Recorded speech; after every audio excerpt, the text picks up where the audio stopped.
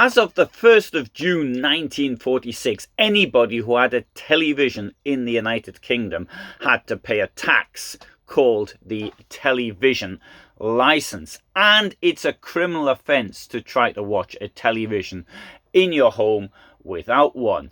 And this ridiculous tax still exists. Although, in all fairness, I need to point out it wasn't classified as a tax until nearly 50 years after it was introduced. The fee for this television license is around £155 a year if you've got a colour television, and it's £53.50 if you've got a black and white television. And who's got a black and white television? I didn't know the thing still existed, but hey, if you got one, that sounds good enough to me. Anyway, for anyone outside of the United Kingdom, well, I'm outside the Union, but I actually come from there, that I shall explain. So, if you live in the United Kingdom and you have a television and you must pay this license fee, the money goes to the BBC, even if you never watch the BBC. And the strange thing is, unlike any other area of law that I know of, where you're innocent until proven guilty, as far as the TV license is concerned, you're guilty until proven innocent. And if I'm wrong on that, please correct me. I am not a lawyer. Now, in 2005, I moved back to the United Kingdom. I got a television and I completely forgot about the television license. Not only that, somebody came around and checked. And so a guest opened the door, let the controllers in, and not realizing, of course, that you can't just let anybody into your home. But this is how they actually do it, through bluff. And he rang me up, asked me what my television license number was. Anyway, I admitted it. And but the thing was, he actually, the person who answered it, he gave him the warning, not me. I was the one responsible. It was my fault. And but they blamed somebody else. Now, the enforcement staff are paid a commission on the amount of people that they catch. In my case, what I did was I wrote to them. I said, I bought the thing. If there's a fine, I have to pay it. But anyway, I got let off. So the problem, a part of the problem is that the majority of people they catch are female, and this is actually been growing over the years. Now, it stands to reason that if people are doing controls during the day, there's possibly more females at home than there are males. If there's children in the house, then it stands to reason, okay, that the mother more than the father actually stays with them. I'm not suggesting it should be the way. I'm just describing that is normally the way that it's done. Now, the license fee is a tax on television ownership, and theoretically you also need it for any device that can receive a TV signal, including a computer. Could be a mobile phone, or not have ever heard of anybody being done for having not having a TV license for their mobile phone, but in theory, if it can pick up the signal, then it now, the legal definition, as I understand, I am not a lawyer, but I think this is to actually pay for live things. So you don't need, as I understand it, a TV license to watch the BBC iPlayer, or to use their excellent website for the news and sports stories, for example.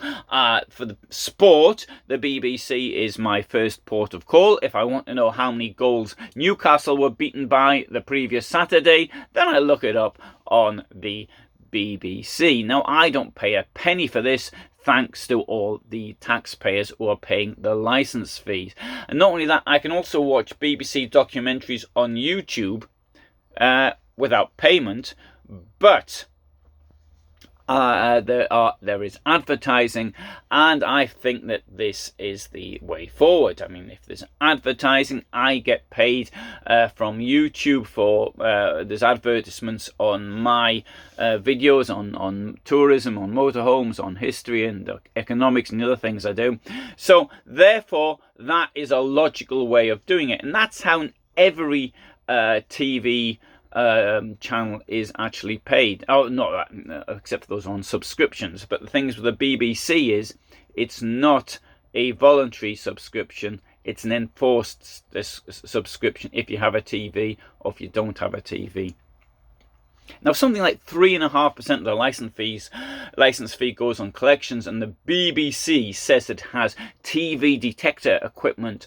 Now, I remember an advertisement from the 1970s saying that the vans knew who had a license and who didn't have a license, and they knew also what they were watching. And on this advertisement, it said they're watching Columbo, which I believe was then actually shown on ITV. And in ITV was covered by advertisements. But the point being, it's not for watching BBC, it's for owning the television. I've also read that there's only 11 TV detector vans in the United Kingdom, and to be quite honest, I can't remember ever seeing one.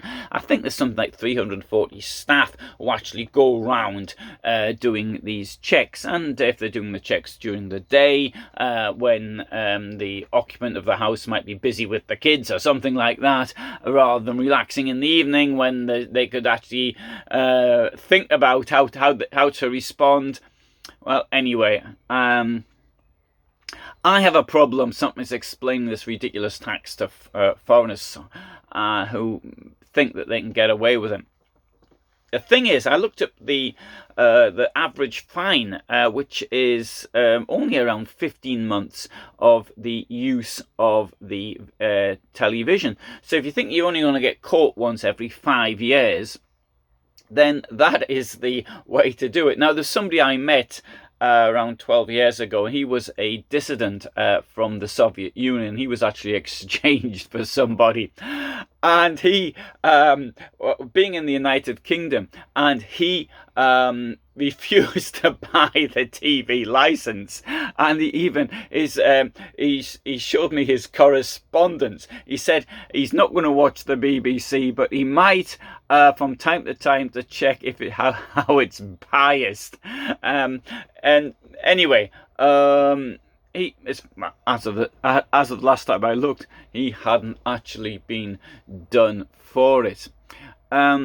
I personally think that this tax should be abolished. I mean, it's against the very idea of a free market. Now, the BBC produces some fantastic stuff, and it's not really fair that this should have to be paid for by a few people. I had a friend who, well, it's 40 years ago now, but he worked for the BBC, this friend I had, and he told me that there was something that maybe it was one of these David Attenborough animal programs, which cost a fortune to actually produce, and they had sold it to the American distributor. Maybe it was CBS. Maybe I'm not quite certain, but it was CBS who made all the cash, because the BBC, by government decree, were not allowed to sell it at a sort of a market rate, but at a fixed rate, which was related to the cost of production. So CBS made a fortune, if it was CBS, and the BBC made nothing. I hope that has since been changed, and I don't know. Now, I live in a motorhome. This is my motorhome here that you can see here. And so, how does it affect motorhome use, for example? So, if you've got a static caravan, that's presumably meaning one that hasn't got any wheels, or its wheels have been bricked up, then you don't need an extra TV license for watching in your caravan, providing you're not watching at home. How would they do that? I don't know, but if, for example, you had the situation that you decided, I don't know, watch whatever's on ITV, I'm going to watch the BBC in the static caravan, then you would need a separate license, because both are being watched at the same time. But what if you've got a motorhome like I have? Then if you've got a TV in it, you do not need a separate license, provided you've got one at home. In this vehicle here, there was a television. It was up here in this drawer here, and look, I told them to take it out. It's no longer here. There was also a satellite antenna on the roof, but no TV for me. Why? Because I can just watch everything on the internet, which is, I think, the easiest way of doing things. Now, the collection agency, there's a number of them which BBC sort of subcontractors, one which I think Capita was called, and they actually subcontract, they've got offices in India. I can understand that. It costs a fraction to employ somebody in India. They speak English, and so if people over the phone, then that makes a lot of sense. Having said that, scammers got onto this, and then they started, because of the fear of the license collection and all the rest of it. And so the scammers got onto it and started demanding money from people, and because they're frightened, it's the TV licensing, people better pay them, and because I don't want to go to prison.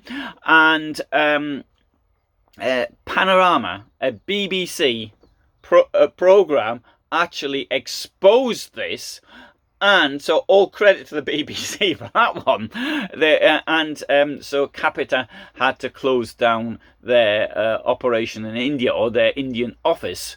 I don't know if it was subcontracted or it was part of the company, but then that had to go.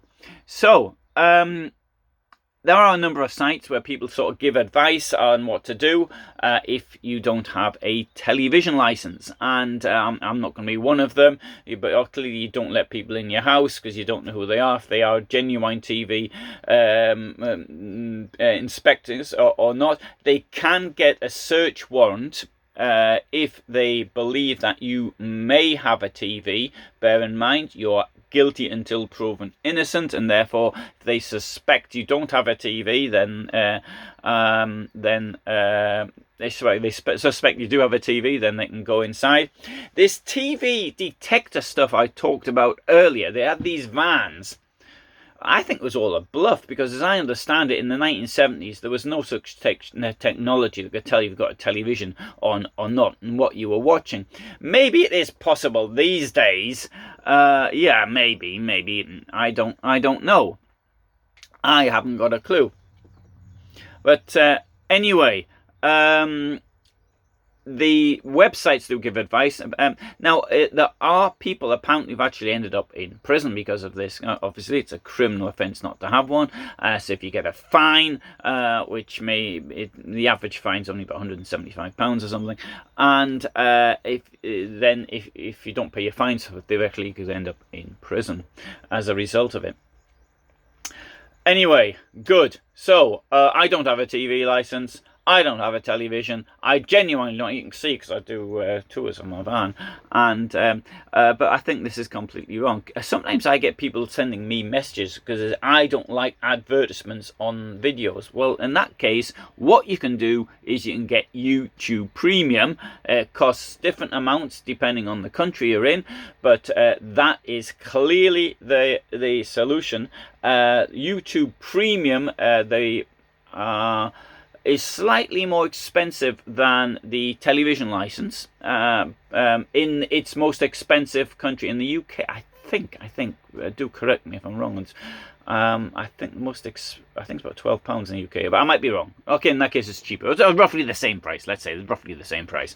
So that makes a lot of sense. You don't have any advertisements. You get all the stuff. Well, you don't get all the stuff. You get a lot of this stuff that's on the television, and you can watch it anytime you want. So there you go.